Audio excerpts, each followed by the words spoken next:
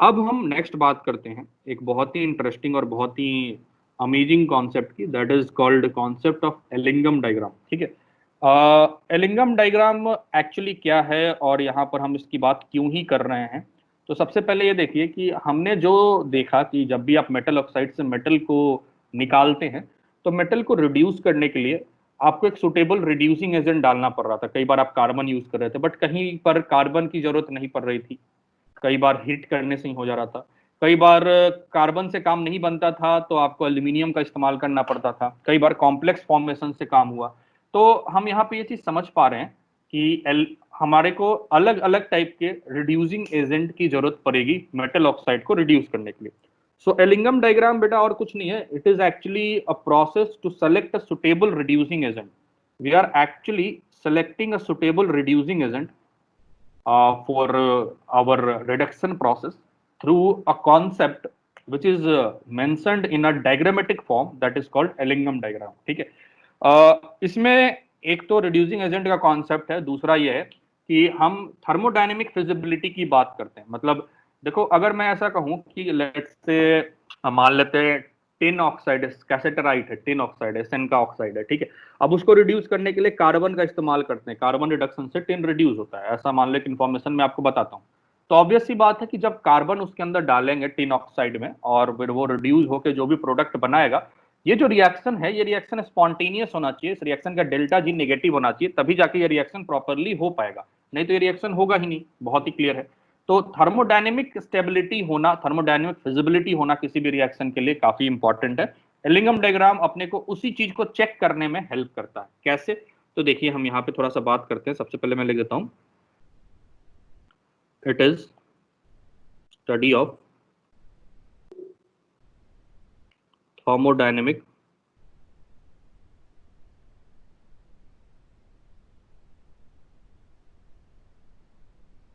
feasibility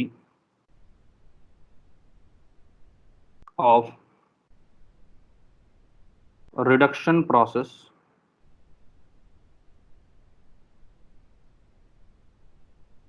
through suitable reducing agent। तो हमें समझ में आ रहा है कि कोई सुटेबल रिड्यूसिंग एजेंट के सिलेक्शन में हमें हेल्प करेगा एलिंगम डायग्राम। अगर आपको एलिंगम डायग्राम का आइडिया है, क्या है ये एलिंगम डायग्राम, बात करते हैं इसकी, बट अगर इस डायग्राम का आइडिया है तो आप ये बता पाएंगे कि एक पर्टिकुलर मेटल ऑक्साइड को मेटल में कन्वर्ट करने के लिए कौन सा रिड्यूसिंग एजेंट सेलेक्ट करें तो बेटर प्रोडक्ट मिलने वाला है। ठीक है,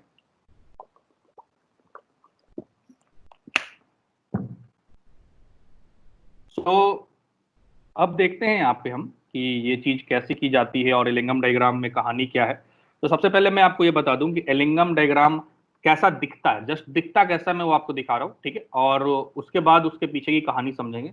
तो मैं थोड़ा सा पेज को नीचे करके आपको एक फिगर दिखाता हूँ। सो आई होप फिगर आपको दिख रही होगी। अगर आप देखिएगा, so this is a typical Ellingham diagram, और ये टिपिकल एलिंगम डायग्राम में आप देखिए क्या हो रहा है। आप इसमें देख पा रहे हैं कि वाई एक्सिस पे जो है वो फ्री एनर्जी है। Free energy is nothing but delta G, gives free energy. ठीक है, सो वाई एक्सिस पे डेल्टा जी है और एक्स एक्सिस पे टेम्परेचर है। ठीक है, डेल्टा जी और टेम्परेचर के बीच का ग्राफ है, मैं यहाँ पे कह सकता हूँ it is delta G versus temperature. ये डेल्टा जी वर्सेस टेम्परेचर के बीच का कर्व है। ठीक है बच्चों, अब अगर आप इस कर्व में देखेंगे तो बहुत सारे स्ट्रेट लाइंस हैं और साथ ही साथ कुछ कुछ मेटल ऑक्साइड गिवन है। देखो यहाँ पे ये मेटल ऑक्साइड, ये metal oxide Ag2O, CuO, carbon dioxide, ZnO। सो अलग अलग मेटल ऑक्साइड अपने को यहाँ पे दिख रहे हैं और उससे एसोसिएटेड कुछ कुछ स्ट्रेट लाइन है डेल्टा जी वर्सेस टी के बीच में। ठीक है, अभी मैं आपको ये बता दूंगा कि ये स्ट्रेट लाइन ही क्यों आ रहा है, और ये स्ट्रेट लाइन का आप देख पाएंगे तो पॉजिटिव स्लोप है यहाँ पे दिख रहा है, तो पॉजिटिव स्लोप ही क्यों आया है वो भी चीज मैं आपको यहाँ पे अभी बता दूंगा। ठीक है, साथ ही साथ अगर आप फोकस करें बच्चों तो आप देखिए ज्यादातर जो ग्राफ है वो ग्राफ निगेटिव में, क्योंकि जीरो यहाँ पे देखो, और मैक्सिमम ग्राफ के डेल्टा जी की वैल्यू नेगेटिव में दी हुई है, और डेल्टा जी जब नेगेटिव होता है तो प्रोसेस फिजिबल होता है।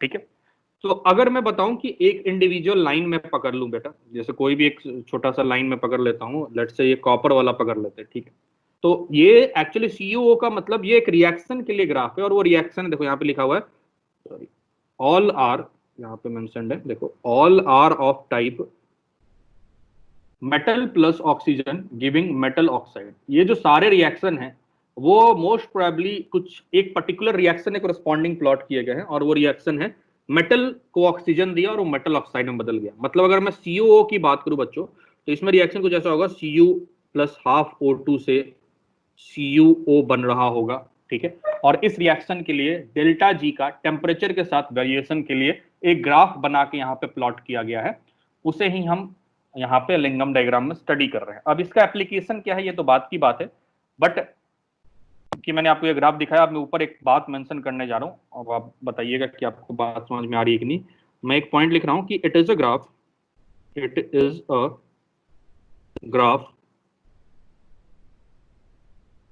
Between delta G and temperature. सबसे पहला पॉइंट, ये डेल्टा जी और टेम्परेचर के बीच का ग्राफ है। ये बात तो आप सब कंफर्म करेंगे, अभी आपने देखा फिगर में कि डेल्टा जी वर्सेस टी का ही ये ग्राफ है, ठीक है। तो डेल्टा जी और टी के बीच का ये ग्राफ है, पहली चीज। दूसरी चीज यहाँ पे ये है कि ऑल लाइंस, जो लाइंस वहां दिख रहे हैं, आर ड्रॉन corresponding to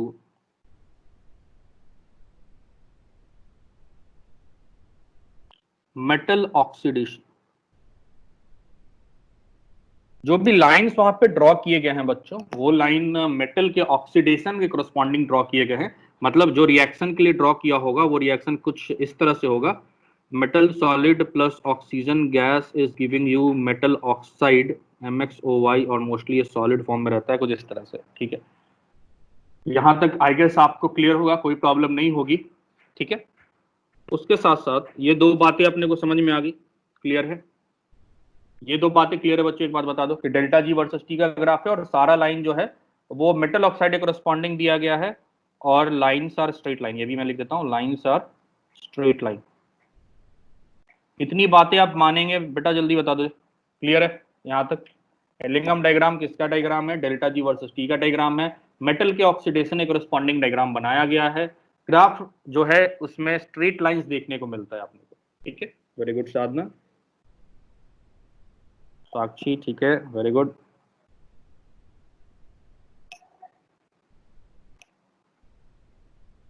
यहाँ तक क्लियर है सबको?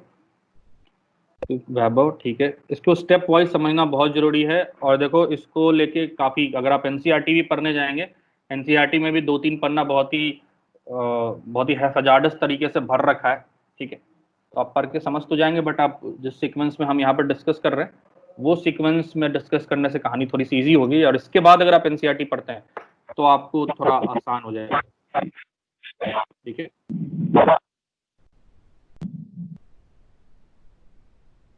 ओके, तो इतनी बातें आपको समझ में आ रही है बेटा? आप में से किसी का नॉइज आ रहा है तो म्यूट कर लो अपने आप को, जो भी अनम्यूट हो।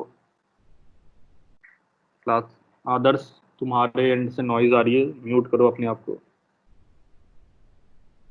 ठीक है। सो इतनी बातें अपने को समझ में आई। तो अब क्योंकि ये जो ग्राफ है ये मेटल के ऑक्साइड फॉर्मेशन का ग्राफ है, तो मैं आपको मेटल के ऑक्साइड फॉर्मेशन की थर्मोडायनेमिक्स या डेल्टा जी के बारे में कुछ इंफॉर्मेशन देता हूं, आप समझिए, आपको बात समझ में आएगी।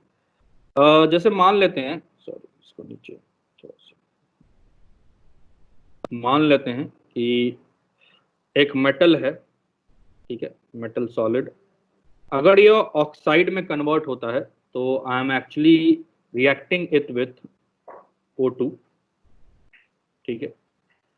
O2 ऑब्वियसली गैस है, और ये कन्वर्ट हो रहा है let's say some metal oxide MxOY या MO, कुछ इस टाइप का मैंने लिख दिया यहाँ पे, ठीक है।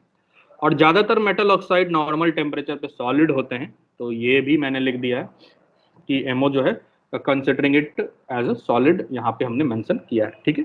सो सॉलिड है ये, ओके फाइन। अब अगर गौर से देखें और इसका डेल्टा जी के बारे में हमें बात करनी है, डेल्टा जी पे कुछ कमेंट करना है। So we know that delta G is nothing but delta H minus T delta S. Thermodynamics में हमें ये बात पता है, ठीक है। डेल्टा जी का पॉजिटिव या निगेटिव होना ये इस बात पे डिपेंड करेगा कि आपका डेल्टा एस का सिंबल कैसा है और अपना डेल्टा एच का सिंबल कैसा है। तो ये जो ऑक्सीजन के साथ रिएक्शन, जो कंबसन टाइप का प्रोसेस होता है, आपको पता है ये प्रोसेस एक्सोथर्मिक होता है। तो ये एक्सोथर्मिक प्रोसेस होता है। एक्सोथर्मिक प्रोसेस के लिए डेल्टा एच को नेगेटिव लिखते हैं, ये सब आप अभी तक बहुत अच्छे से समझते हैं। सो डेल्टा एच वाला जो टर्म हुआ बेटा, ये तो नेगेटिव है, ठीक है। अब हम ये चेक कर लें कि व्हाट अबाउट डेल्टा एस का टर्म, ठीक है। डेल्टा एस का टर्म कैसा है, इस पे थोड़ा सा डिस्कशन कर लेते हैं, और फिर हम ये कमेंट कर पाएंगे कि डेल्टा जी ओवरऑल पॉजिटिव आ रहा है या नेगेटिव आ रहा है। सो अब गौर से देखो यहाँ पे बच्चों, अगर आप गौर से देखेंगे तो आपको दिखेगा कि अगर इस रिएक्शन में मैं लेफ्ट में देखूं तो लेफ्ट में एक सॉलिड एक गैस है, जबकि राइट में सिर्फ सॉलिड है। तो क्या मैं ऐसा कह सकता हूं कि initially before the start of reaction, और रिएक्टेंट के टर्म में अगर मैं बात करूं तो रिएक्टेंट में थोड़ी इंट्रोपी ज्यादा है, प्रोडक्ट में कन्वर्ट होने के बाद तो कंप्लीटली सॉलिड ही दिख रहा है मेरे को, सो इंट्रोपी कम हो गई है। सो कैन आई राइट कि इन दिस प्रोसेस गैस का कन्वर्जन सॉलिड में हो रहा है, and hence the delta S की वैल्यू नेगेटिव आएगी, ठीक है। सो मैं इस पॉइंट पे भी आ जाता हूं कि डेल्टा एस की वैल्यू एक्चुअली नेगेटिव आ गई है, ठीक है। तो डेल्टा एस नेगेटिव है बच्चों, डेल्टा एच भी नेगेटिव है, कहानी आपको समझ में आ रही है, ठीक है। अब क्योंकि ये ग्राफ जो है, चलो अब पॉजिटिव होगा नेगेटिव होगा उसकी बात करते हैं, बट क्योंकि ये graph delta G versus temperature के बीच का है, तो मैं यहाँ पे ऐसा लिख सकता हूँ, जरा देखना कि डेल्टा जी को वाई एक्सिस पे डाला गया है, सो इट इज वाई, ठीक है। और वर्सेस टी का है, सो जो अपना स्लोप है, स्लोप की वैल्यू है माइनस डेल्टा एस। आप ग्राफ को देख के इक्वेशन को देख के समझ पा रहे होंगे। और ये जो भाई साहब हैं, ये हैं इंटरसेप्ट, इंटरसेप्ट डेल्टा एच है, और इंटरसेप्ट नेगेटिव है। ये भी मेरे को यहां से समझ में आ गया कि डेल्टा एच की वैल्यू नेगेटिव है, तो ऑब्वियसली जो ग्राफ बनेगा उसमें वाई एक्सिस पे जो इंटरसेप्ट कटेगा वो ज्यादातर सब में नेगेटिव आने वाला है। स्लोप जो है माइनस डेल्टा एस, और डेल्टा एस की वैल्यू नेगेटिव है, सो माइनस डेल्टा एस की वैल्यू पॉजिटिव आएगी, स्लोप पॉजिटिव हो गया। So we actually have a straight line with positive slope and negative intercept, और यही कहानी नीचे ड्रॉ करके दिखाई गई है आपको कि ये सारा जो लाइन आपको दिख रहा है ये पॉजिटिव स्लोप और नेगेटिव इंटरसेप्ट का है। तो बच्चों जल्दी से बताओ, क्या ये फंडा समझ में आया जो मैंने यहाँ पे delta G delta H minus T delta S के लिए किया? कि ये अगर आपको समझ में आ गया तो आप ये बिल्कुल समझ पा रहे होंगे कि एक्चुअली ये ग्राफ का सेंस ऐसा ही होना चाहिए था डेल्टा जी वर्सेस टी में। जल्दी से बताइए। ओके,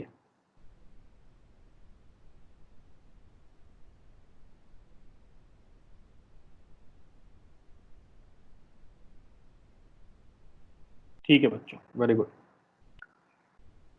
साथ ही साथ ये ग्राफ तो मैंने एक्सप्लेन कर दिया, ठीक है। अब इससे एसोसिएटेड कुछ इंपॉर्टेंट बातें डिस्कस करेंगे। मैं कुछ पॉइंट मार्क करता हूं, आप इसी ग्राफ में कुछ पॉइंट जरा देखिएगा, मैं मार्क कर रहा हूं और आपको थोड़ा सा आइडिया लगेगा कि मैं एक्चुअली किस पॉइंट की डिस्कशन में लाना चाहता हूं। तो एक पॉइंट मैंने यहाँ पे मार्क किया, रेड कलर से मैं मार्क कर रहा हूँ, एक पॉइंट यहाँ पे मार्क किया, एक पॉइंट यहाँ पे मार्क किया, एक पॉइंट यहाँ पे मार्क कर रहा हूँ। मैंने कुछ पॉइंट्स मार्क किए हैं, आप में से कोई बताएगा क्या कि इस ये पॉइंट के क्रॉस एक्चुअली कुछ चेंजेस आ रहे हैं क्या? किसी स्ट्रेट लाइन बना और इस पॉइंट के क्रॉस क्या चीज बदल गई है? कोई बताएगा just in terms of straight line? Logically क्यों ऐसा हुआ वो नहीं पूछ रहा हूं मैं बस पूछ रहा हूं in terms of straight line, अगर मैं इन पॉइंट्स जहां पर मैंने अभी इंसर्कल किया रेड कलर से, उसके क्रॉस क्या बदला है?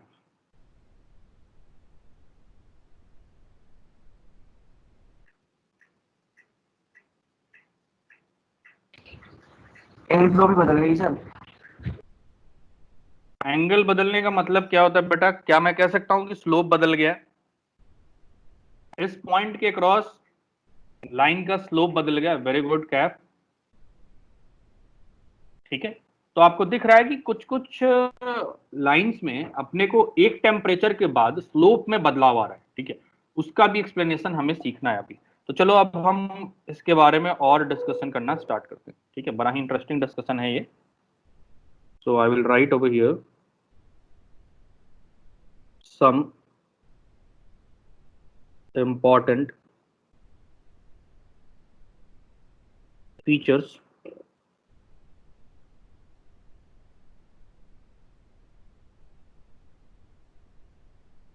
of Allingham diagram.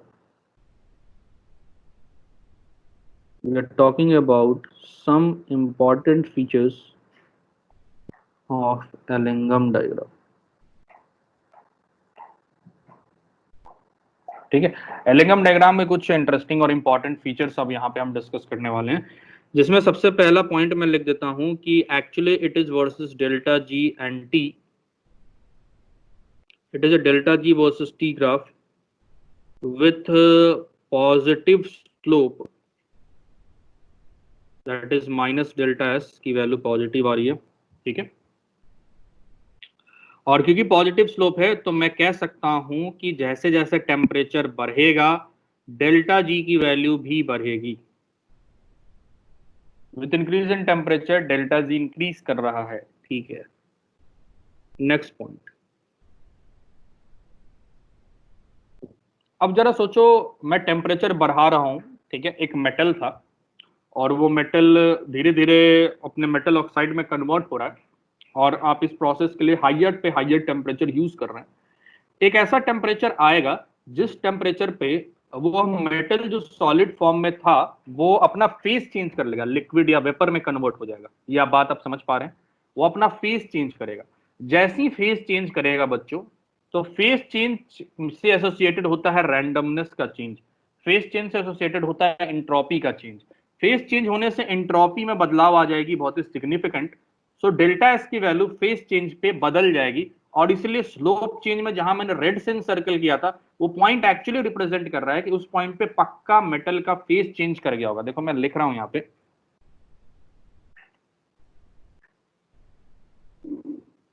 यहां पे मैं ऐसा लिख सकता हूं कि the graph changes slope at some high temperature value where phase change occur for metal।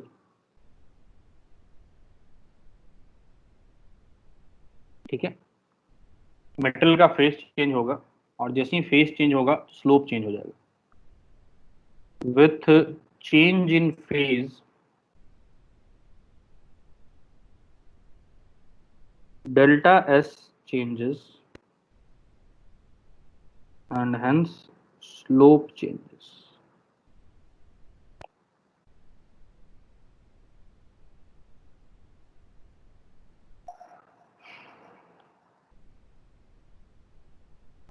So face change की कहानी आपको समझ में आ गई। जब फेस चेंज होता है उसी पॉइंट पे स्लोप चेंज होता है। तो मैं फिर से ग्राफ पे जा रहा हूं और आपको वो रेड कलर वाली चीजें देखिए यहाँ पे बेटा, जो रेड कलर से मैंने मार्क कर रखा है आपको यहाँ पे दिखेगा कि इन सारे केसेस में एक्चुअली स्लोप जो है एक पॉइंट पर एक टेम्परेचर पर, यूजुअली हाईयर टेम्परेचर पे जाके, कुछ कुछ में लोअर टेम्परेचर पे भी हो रहा है क्योंकि पहले ही फेस चेंज हो जाता होगा उनमें। तो टेम्परेचर बढ़ाने पे एक स्टेप पे फेस चेंज हो जा रहा है और आपको स्लोप में बदलाव दिख रहा है, ठीक है। ओके, सो ये बात मैंने मेंशन की। अब आगे चलते हैं और कुछ और इंपॉर्टेंट बातें डिस्कस करते हैं।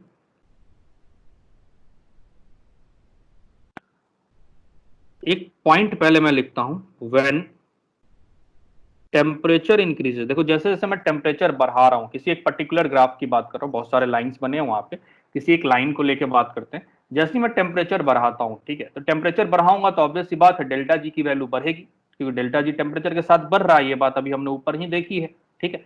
तो टेम्परेचर बढ़ाने पे डेल्टा जी बढ़ता है। So I am writing when temperature increases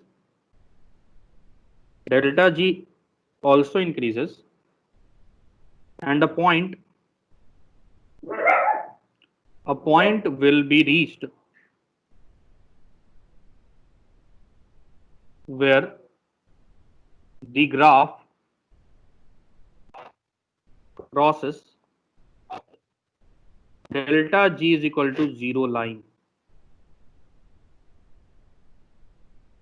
मैंने कुछ बातें यहाँ पे लिखी हैं, इसको पहले समझा दूं मैं आपको.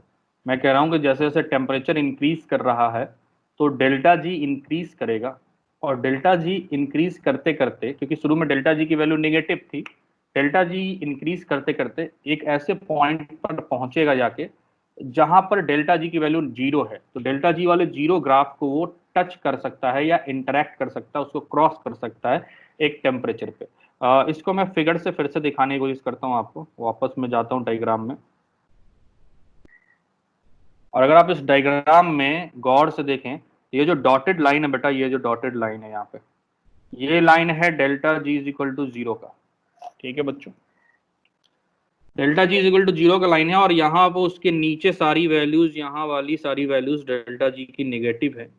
तो अगर मैं उनकी बात कर रहा हूँ, जैसे किसी एक की बात करूँ, लेट्स से मैं बात करता हूँ कॉपर की, तो ग्राफ इंक्रीज हुआ और एक पॉइंट के बाद, जैसे इस टेम्परेचर पे डेल्टा जी की वैल्यू, जो पॉइंट यहाँ पर रेड से मार्क कर लेते हैं, इस टेम्परेचर पे डेल्टा जी की वैल्यू 0 हो गई है. ठीक है, तो डेफिनेटली ये ग्राफ एक पॉइंट पर delta G is equal to 0 को टच करता है. ठीक है, अब उसका क्या मतलब निकालना है वो मैं आपको बताता हूँ. So delta G equal to 0 को लाइन टच करेगा. अब यहां से मैं ऐसे कह रहा हूं कि below this temperature delta G of formation of oxide, जो ऑक्साइड के फॉर्मेशन का ही रिएक्शन है, वो नेगेटिव है. इससे नीचे तो डेल्टा जी की वैल्यू नेगेटिव है. ठीक है, हेंस ऑक्साइड इज स्टेबल, इसलिए ऑक्साइड का फॉर्मेशन स्टेबल फॉर्म में हो जा रहा है. एंड अबव, तो इस टेम्परेचर के आगे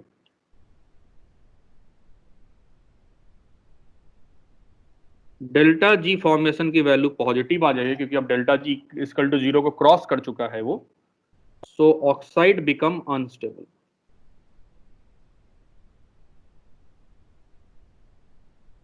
बात आ रही समझ में? तो उस 0 के नीचे वाले जितने भी ऑक्साइड है, या जिस टेम्परेचर पर वो ग्राफ नीचे रहता है, उस टेम्परेचर तक तो ऑक्साइड स्टेबल है, उसके ऊपर ऑक्साइड स्टेबल नहीं है. तो इससे एक बात मैं यहां पे मेंशन कर रहा हूं, एंड दैट इज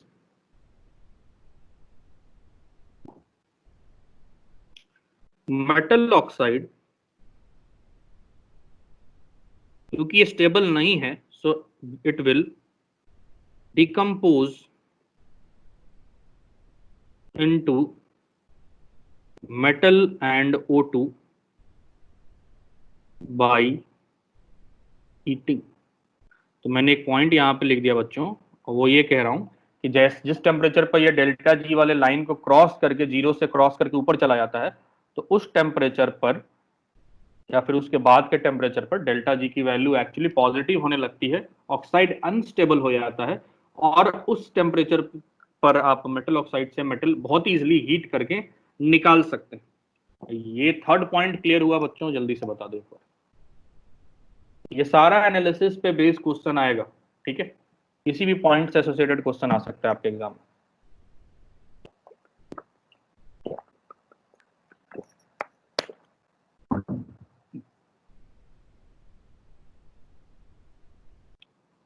ठीक है, थर्ड पॉइंट में एक्चुअली मैंने ये कहा, एक बार समराइज करके बता दूं कि जैसे जैसे टेम्परेचर बढ़ाते हैं, delta G equal to negative का कर्व है, टेम्परेचर बढ़ाते जाते एक टाइम ऐसा आता है जब वो डेल्टा जी इक्वल टू 0 को टच कर जाता है, और उसके बाद भी अगर आप इंक्रीज करोगे तो डेल्टा जी की वैल्यू पॉजिटिव आ जाएगी. अगर पॉजिटिव आ जाएगी तो मेटल ऑक्साइड जो बन रहा है वो अनस्टेबल होगा, उसको थोड़ा सा भी हीट करोगे वो डिकम्पोज करके मेटल दे देगा. ठीक है, तो यहां से मुझे अभी तक ये आइडिया लग रहा है कि किस टेम्परेचर पर हीट करना चाहिए मेरे को मेटल ऑक्साइड को, सो दैट वो मेटल डिकम्पोज करके दे दे. ठीक है, ये तो पता चला. बट अभी तक हम इस बात का जिक्र नहीं कर पाए हैं कि कौन सा सुटेबल रिड्यूसिंग एजेंट यूज करें उसके रिडक्शन के लिए. ठीक है, सो अब हम उसकी बात करते हैं. We are talking about next point, that is fourth point. और ये पॉइंट कह रहा है, it is very important point. ज्यादातर क्वेश्चन इसी से आते हैं। So I am writing any metal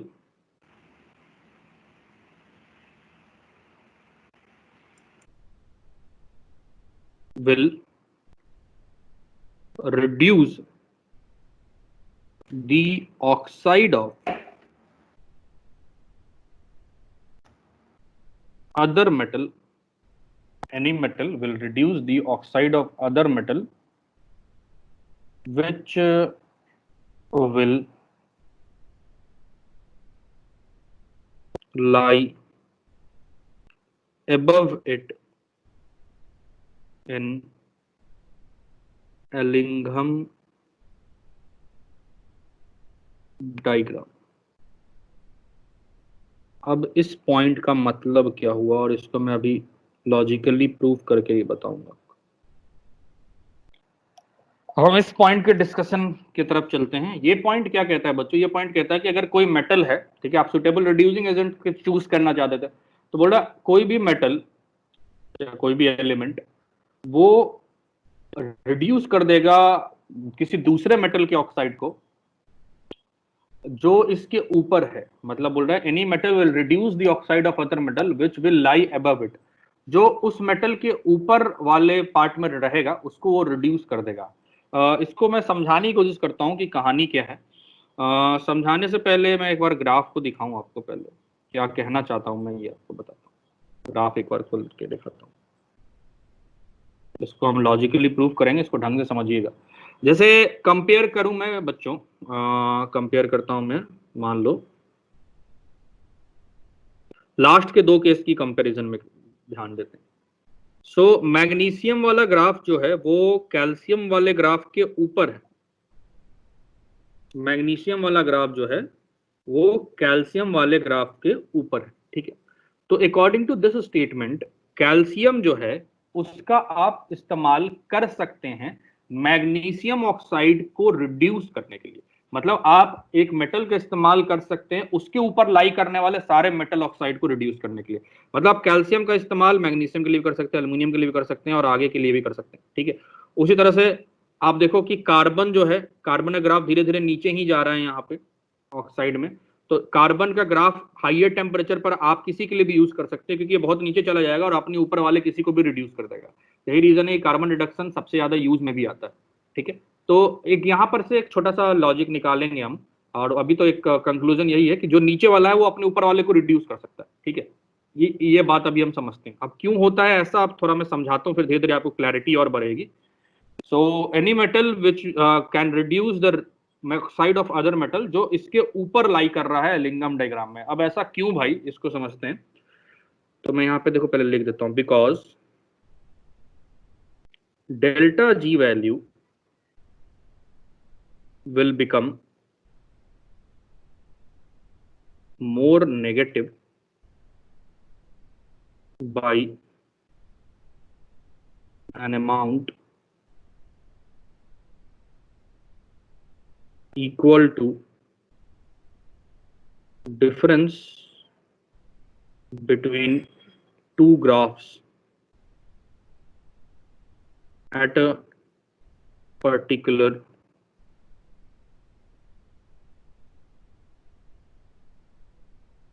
temperature for complete process।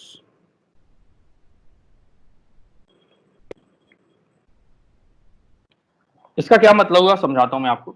यहाँ पे कुछ ऐसा हो रहा है, हम कह रहे हैं कि नीचे वाला ऊपर वाले को रिड्यूस कर देता है। क्यों ऐसा है? क्योंकि डेल्टा जी की वैल्यू जो है इसमें नेगेटिव आती है। नेट वैल्यू नेगेटिव आएगी तभी तो स्पॉन्टेनियस होगा। इसको मैं करके दिखाता हूं तब आपको एग्जाम्पल से ज्यादा अच्छे समझ में आएगा। तो देखिए मैं क्या कर रहा हूं कि मान लो कोई मेटल ऑक्साइड लेता हूं मैं, लेट से मैं एक MXOY करके मेटल ऑक्साइड लेता हूं, ठीक है बच्चों। और इस मेटल ऑक्साइड को अब मैं रिड्यूस करना चाहता हूं, तो मैं इसको सुटेबल रिड्यूसिंग एजेंट का इस्तेमाल करूंगा। तो लेट से मैं एक रिड्यूसिंग एजेंट का इस्तेमाल करता हूं कार्बन। कार्बन जो है यहाँ पे रिड्यूसिंग एजेंट का काम कर रहा है। तो फाइनली ये रिड्यूस करके मेटल दे देगा और कार्बन जो है ऑक्सीडाइज होकर CO2 में कन्वर्ट हो जाएगा, ठीक है। ऐसा ही रिएक्शन होगा। So this must be the overall reaction. Overall reaction में मेटल ऑक्साइड मेटल में रिड्यूस हुआ और कार्बन जो है कार्बन डाइऑक्साइड में कन्वर्ट हो गया। अब अगर मैं ढंग से सोचूं तो इसके अंदर दो छुपे हुए छोटे छोटे रिएक्शंस हैं, दो रिएक्शन है इसके अंदर। कौन से दो रिएक्शन है? पहला रिएक्शन तो हुआ मेटल ऑक्साइड का मेटल में रिडक्शन, और दूसरा रिएक्शन हुआ कार्बन का ऑक्सीडेशन। तो टेक्निकली एक रिडॉक्स रिएक्शन है, इसका ऑक्सीडेशन अलग लिख दो, रिडक्शन अलग लिख दो, तो ये दो रिएक्शन सेट में कन्वर्ट हो जाएगा। पहला रिएक्शन तो हो गया कि MxOY जो है वो अपना मेटल और O2 में रिड्यूस हो जाता है। मान लो इस रिएक्शन का डेल्टा G है डेल्टा G1, ठीक है। और दूसरा रिएक्शन इसके अंदर हो रहा है कि कार्बन O2 के साथ रिएक्ट करके CO2 में बदल जा रहा है, दिस इज डेल्टा G2। और इसी का मैं नेट रिएक्शन लिखता हूं, तो वही आता जो ऊपर लिखा था, MxOY प्लस C से M प्लस CO2। इसके लिए डेल्टा G नेट जो हो जाएगा बेटा वो है delta G1 plus delta G2, ठीक है। अब अगर आप चाहते हैं कि ये नेट रिएक्शन फिजिबल हो, अगर आप चाहते हैं कि ये रिएक्शन हो जाए, तब आपको इसका जो नेट डेल्टा जी की वैल्यू होगी उसको नेगेटिव होनी पड़ेगी। दैट इज फॉर फिजिबिलिटी लिख देता हूं मैं, डेल्टा जी नेट की वैल्यू नेगेटिव होनी चाहिए। That means delta G1 plus delta G2 की वैल्यू बेटा नेगेटिव होनी चाहिए, ठीक है। यहां से मैं कह सकता हूं कि डेल्टा G2 की वैल्यू जो है माइनस ऑफ डेल्टा G1 से छोटी होनी चाहिए, ठीक है। सो मैं यहाँ पे एक बार फिर से इसको लिखता हूं। मैं कह रहा था कि delta G1 plus delta G2 की वैल्यू नेगेटिव होनी चाहिए, और यहां से लिख दिया मैंने कि डेल्टा G2 की वैल्यू छोटी होनी चाहिए माइनस ऑफ डेल्टा G1 से। सो अगर मॉड वाइज बात करें, क्योंकि डेल्टा G2 ये दोनों ऑक्साइड कन्वर्जन का रिएक्शन में दोनों डेल्टा G2 जो है बेटा ये नेगेटिव है। और जरा देखो, आपको पता है ना मेटल से मेटल ऑक्साइड में कन्वर्जन का ग्राफ हमने बनाया था, तो मेटल से मेटल ऑक्साइड में कन्वर्जन का ग्राफ जो है वो नेगेटिव होता है, डेल्टा जी की वैल्यू नेगेटिव होती है, ठीक है। तो ये डेल्टा G2 की वैल्यू तो नेगेटिव है, ठीक है। जबकि जो डेल्टा G1 जो है वो रिवर्स रिएक्शन है मेटल ऑक्साइड से मेटल और ऑक्सीजन का, तो ये वाला वैल्यू एक्चुअली पॉजिटिव आएगा। तो ये टर्म पॉजिटिव है, और अगर मैं माइनस लगा दूं तो टेक्निकली ओवरऑल ये भी नेगेटिव हो गया। तो मॉड लगाने पे मैं काम कर सकता हूं कि mod of delta G2 is greater than mod of delta G1, क्योंकि माइनस लगा हुआ है, दोनों नेगेटिव वैल्यू है। और यही रीजन है कि देखो डेल्टा G2 कौन सा है, ये रिड्यूसिंग एजेंट का है और ये ऑक्साइड का है, ठीक है। तो आप चाहेंगे कि जिस मॉड ज्यादा हो, रिड्यूसिंग एजेंट का मॉड ज्यादा हो, मॉड ज्यादा किसका होगा, जरा ग्राफ पे पीछे जाता हूं मैं एक बार फिर से समझा दूंगा, टेंशन मत लेना। ग्राफ में देखो जैसे जैसे ये नीचे जा रहा है वैसे वैसे mod of delta G increase कर रहा है, नीचे जा रहे हैं तो मॉड ऑफ डेल्टा जी बढ़ रहा है। तो रिड्यूसिंग एजेंट का मॉड ज्यादा आप चाह रहे हैं, तो ऑब्वियसली आप चाहेंगे कि वो नीचे लाई करे, ठीक है। तो ये जो कंडीशन है बेटा, ये कंडीशन तभी सेटिस्फाई करेगा when reducing agent is below and oxide is above। एक बार मैं फिर से इसको समराइज कर रहा हूं, टेंशन लेने का जरूरत नहीं है। देखो ओवरऑल रिएक्शन मैंने यहाँ पे लिखा, ओवरऑल रिएक्शन को दो पार्ट में ब्रेक किया, दोनों पार्ट का डेल्टा जी को डेल्टा G1 डेल्टा G2 नाम दिया। ऑक्साइड में कन्वर्जन का रिएक्शन जो होता है वो डेल्टा जी नेगेटिव होता है उसका, तो डेल्टा G2 को नेगेटिव लिखा है। जबकि मेटल ऑक्साइड से डिकम्पोजिशन का डेल्टा जी पॉजिटिव है, क्योंकि इसमें आपको हीट भी करना पड़ेगा, ये आसानी से नहीं होगा। ओवरऑल रिएक्शन का डेल्टा जी जो है वो delta G1 plus delta G2 है। इसको फिजिबल बनाने के लिए वैल्यू को नेगेटिव होनी चाहिए थी, तो मैंने लिख दिया delta G1 plus delta G2 की वैल्यू लेस देन 0 होनी चाहिए। वहां से मैंने थोड़ा सा रीअरेंज किया, तो डेल्टा G2 की value minus of delta G1 से छोटी होनी चाहिए, ठीक है। और इसको एनालाइज किया तो दोनों वैल्यू नेगेटिव नेगेटिव आ रही थी। मॉड लगाऊंगा तो मॉड पे ये पलट गया, mod of delta G2 positive होगा मॉड ऑफ डेल्टा G1 से। सो इस अब मॉड ज्यादा कब होता है, जब ग्राफ नीचे होता है। यहां से हमने एक चीज कंक्लूड की कि रिड्यूसिंग एजेंट नीचे होना चाहिए और ऑक्साइड का ग्राफ ऊपर होना चाहिए, तब जाके फिजिबल रिएक्शन होगा। यही पूरा कैलकुलेशन है, आपके पूरा एनालिसिस है गिब्स फ्री एनर्जी से एसोसिएटेड एलिंगम डायग्राम का। एलिंगम डायग्राम का फाइनल कंक्लूजन यही हुआ कि आप अगर एक रिड्यूसिंग एजेंट सेलेक्ट करना चाहते हैं तो आप ध्यान रखिए कि रिड्यूसिंग एजेंट का ग्राफ आपके नीचे वाले कोई भी आपको रिड्यूस कर देंगे, बट आपके ऊपर वाले आपको रिड्यूस नहीं करेंगे ग्राफ में। मैं फाइनली एक बार फिर से कंक्लूजन लिखता हूं यहां पे। reducing agent must lie below the oxide to be reduced in Ellingham diagram. In Ellingham diagram, reducing agent must lie below the oxide to be reduced in Ellingham diagram. जो नीचे वाला है वो ऊपर वाले को रिड्यूस कर देगा, ये याद रखना। मैं यहाँ पे लिख देता हूं, नीचे, हिंदी थोड़ा कमजोर है मेरा, नीचे वाला ऊपर वाले को रिड्यूस करेगा। बताओ बच्चों, आ रहा है क्या समझ में? इसको एक बार आज घर पे प्रैक्टिस जरूर कर लेना, एक बार प्रैक्टिस कर लोगे तो थोड़ा क्लैरिटी आ जाएगा। जल्दी जल्दी बताइए, कहानी समझ में आई? Thanks for watching. Please like, share and subscribe for further updates.